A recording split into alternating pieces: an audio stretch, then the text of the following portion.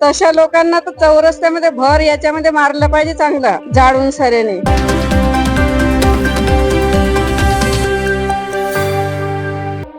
नमस्कार, मी प्रियंका. शंकनाथ मध्ये आपलं स्वागत आहे. जन्मतात रोज इथे पण कुणी शिवाजी होत नाही, होतात रोज अत्याचार इथे पण अत्याचाराला वाचविणारं श्रीकृष्ण कुणी नाही. ज्या देशामध्ये मुलींना तिन्ही लोकांचा आनंद मानलं जातं, त्याच देशामध्ये आज मुलींवरती बलात्कारासारखे प्रकरण घडत आहेत.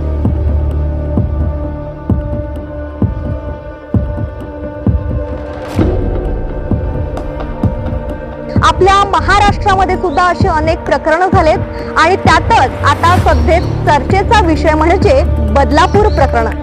ज्या प्रकरणामध्ये शाळकरी 4 वर्षाच्या मुलींवरती बलात्कार करण्यात आलेलं होतं.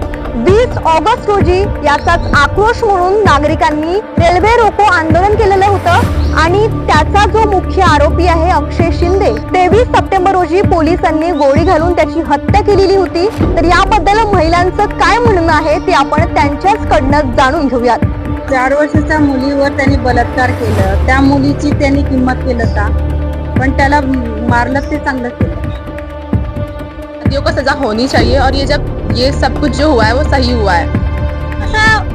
म्हणजे लेडीजनी जगायचं कसं, अशी भीती हे असल्यामुळे लहानच्या मुलींवर मारलं पाहिजे का? त्यांना तर जिवंत खावलं पाहिजे. माझं म्हणणं आहे की त्यांना झाली शिक्षा हे चांगलं झालं. शिक्षा झालीच पाहिजे. अशा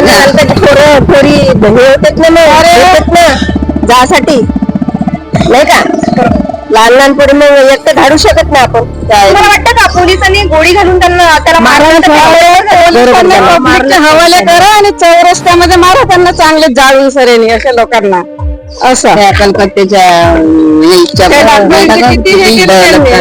मग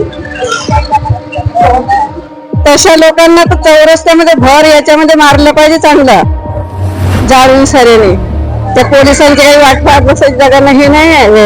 आणि आता 23 सप्टेंबरला पोलिसांनी गोळी घालून त्याला मारलं, चांगलं केलं. तर हे तुमच्या मते पोलिसांनी केलं ते एकदम बरोबर केलं? एकदम बरोबर केलं त्यांनी. 4 वर्षांनी काय समजू शकते? काय समजत नाही. मग असं करायला पाहिजे का? हलकट लोक स्वतःची मुलगी असली तर असंच केलं असतं का बाबा? स्वतःची नाही, स्वतःची पराई मुलगी वेळ म्हणून सेवा बलात्कार केला ना. कळतच नाही कोणत्याच गोष्टी. आताच आपण महिलांच्या प्रतिक्रिया जाणून घेतल्या. बदलापूर प्रकरणातील अक्षय शिंदे याचं दिनांक 23 सप्टेंबर रोजी पोलिसांनी एन्काउंटर केलेलं होतं आणि पोलिसांनी केलेल्या या प्रकरणावर महिलांनी सकारात्मक प्रतिसाद दिलेला आहे. कॅमेरामॅन सचिन ढेंगळेसह मी प्रियंका, शंखनाथ, न्यूज नागपूर.